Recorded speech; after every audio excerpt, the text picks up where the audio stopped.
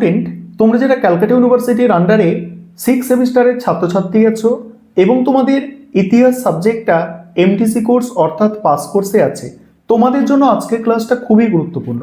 আজকের ক্লাসে তোমাদের 6 সেমিস্টারে ইতিহাস এমডিসি কোর্সের যে দুটি পেপার আছে, সিসি 7 পেপার অর্থাৎ হিস্ট্রি অফ মডার্ন ইউরোপ 1780 থেকে 1939 এই পেপার, এবং সিসি 8 পেপার যেটার নাম হচ্ছে হিস্ট্রি অফ ইন্ডিয়া 1750 থেকে 1857, এই দুটি পেপারের 100% কমনযোগ্য সাজেশন এবং সিলেবাস নিয়ে আলোচনা করব।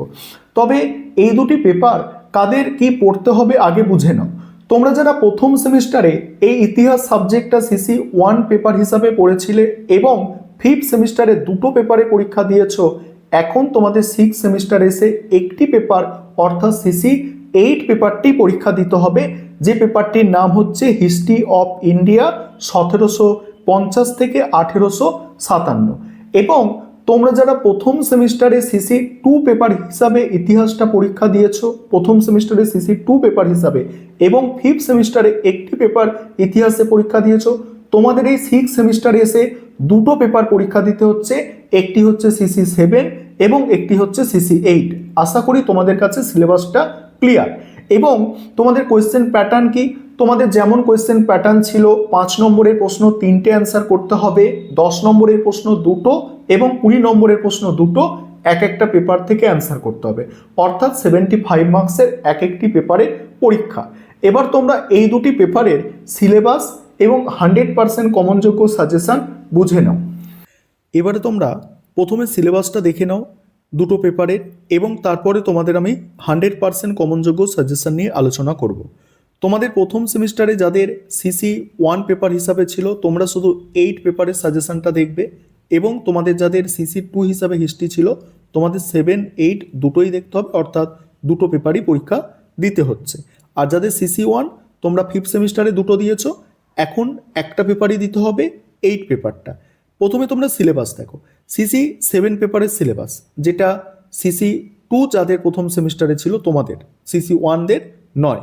দেখো, হিস্ট্রি অফ মডার্ন ইউরোপ, এখানে দেখতে পাচ্ছ সালটা লেখা আছে 1780 থেকে 1939, ফরাসি বিপ্লব এবং তার ইউরোপীয় প্রভাব, আসিয়া রেজিম। তারপরে দেখো বাকি তোমরা দেখে নাও, দুটো ভাষায় এখানে সিলেবাসটা লেখা আছে, ফরাসি বিপ্লবের ধাপসমূহ, ফরাসি বিপ্লবে শিল্প সংস্কৃতি, ঠিক আছে, দেখে নাও। তোমাদের সম্পূর্ণ সিলেবাসটা খুব গুছিয়ে লিখে দেওয়া হয়েছে যাতে তোমরা সহজে বুঝতে পারো, দুটো ভাষায় লেখা আছে, তোমরা তোমাদের সুবিধা মতো সিলেবাসটা স্ক্রিনশট করে নাও এবং নিয়ে তোমরা খাতায় লিখে নিতে পারো।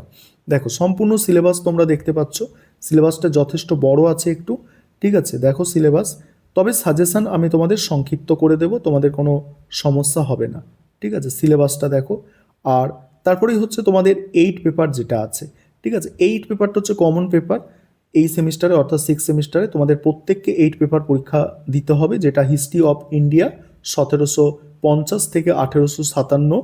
এখানে দেখো সিলেবাসটা কি আছে, অষ্টাদশ শতকের মধ্যভাগে ভারতের সমাজ, অর্থনীতি, রাজনীতি, ঔপনিবেশিক শক্তির বিস্তার ও সংহতি, এইভাবে তোমরা সিলেবাসটা দেখো এবং সম্পূর্ণ সিলেবাসটা তোমরা দেখে নাও। আমি স্ক্রল করে যাচ্ছি, দুটো ভাষায় দেয়া আছে সিলেবাস, তোমাদের কোনো সমস্যা নেই, ভালো করে দেখে নাও এবং অবশ্যই তোমরা সিলেবাসটা খাতায় লিখে নেবে, তাহলে পড়তে তোমাদের সুবিধা হবে।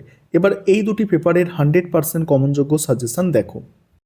এবারে তোমরা সাজেশন দেখে নাও, সাজেশনটা দুটো ভাষায় লেখা আছে, বাংলা এবং ইংলিশ, অর্থাৎ তোমরা যারা ইংলিশ ভার্সনের স্টুডেন্ট আছো তোমরাও দেখো।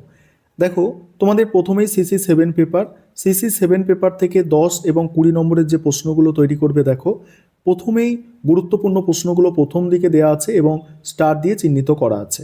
প্রথম প্রশ্ন আছে ফরাসি বিপ্লবে দার্শনিকদের অবদান, দ্বিতীয় প্রশ্ন ফ্রান্সের অভ্যন্তরীণ সংস্কারের ক্ষেত্রে নেপোলিয়নের সাফল্য মূল্যায়ন করো। পরের প্রশ্ন আছে 1933 থেকে 1939 সালের মধ্যে হিটলারের বৈদেশিক নীতি মূল্যায়ন করো, এই নীতি কি দ্বিতীয় বিশ্বযুদ্ধের জন্য দায়ী ছিল? পরের প্রশ্ন জার্মানির ঐক্য সাধন প্রসঙ্গে বিসমার্ক ও পাসিয়ার ভূমিকা আলোচনা করো। নেক্সট আছে ব্রিটেন ও মহাদেশীয় ইউরোপে শিল্পায়ন প্রক্রিয়ার মধ্যে পার্থক্য নির্ণয় করো।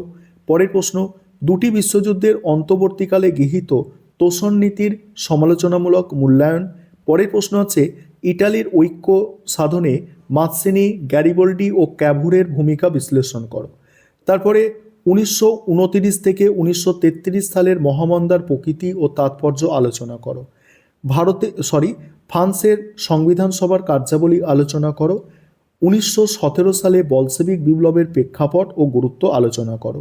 এবং তোমরা দেখো এখানে টোটাল 10টা প্রশ্ন এখনো পর্যন্ত আমি আলোচনা করলাম এই পেপারের, এবং প্রথম এই 10টা প্রশ্নই মোস্ট ইম্পর্টেন্ট।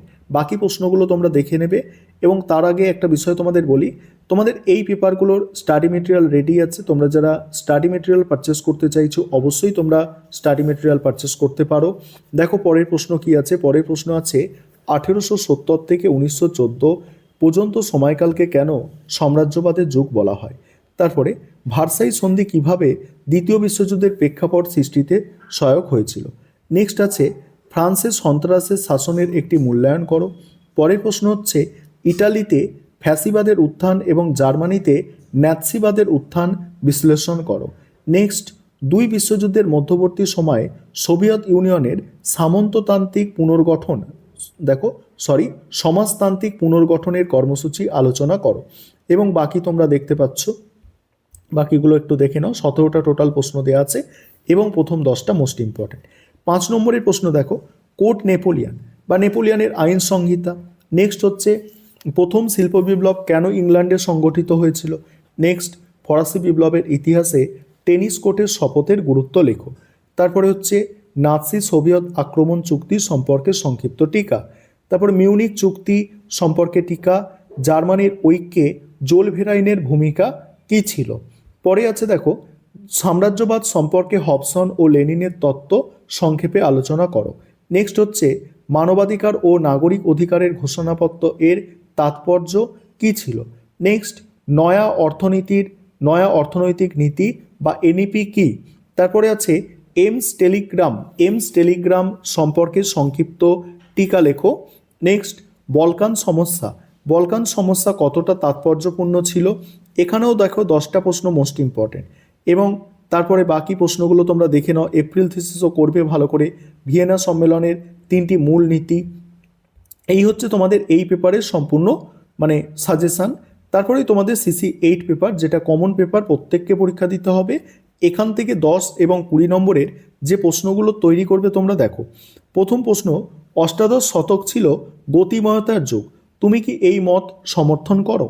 তারপরের প্রশ্ন আছে দেখো, হায়দার আলী ও টিপু সুলতানের অধীনে মহীশূর কিভাবে ইংরেজদের জন্য আশঙ্কার কারণ হয়েছিল।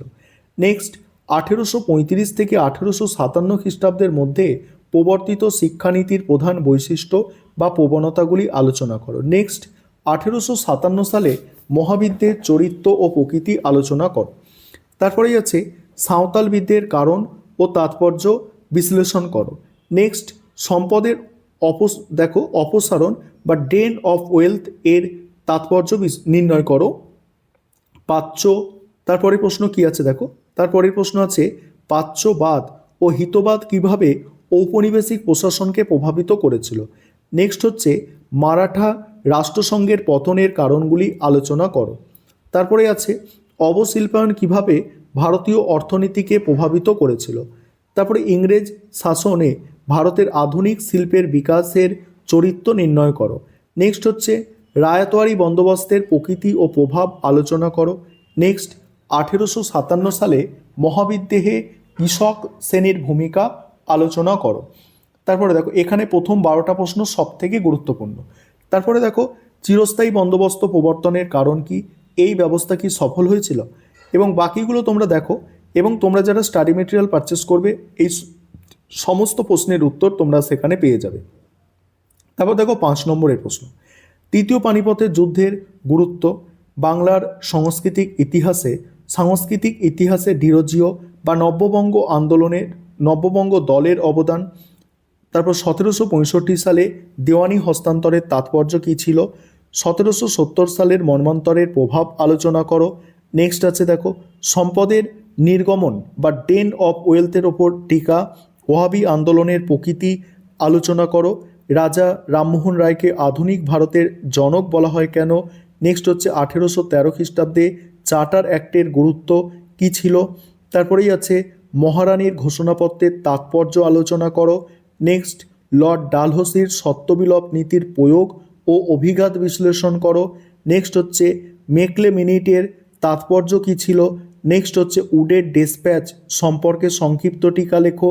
তারপরে আছে সন্ন্যাসী ফকির বিদ্রোহের ওপর টিকা।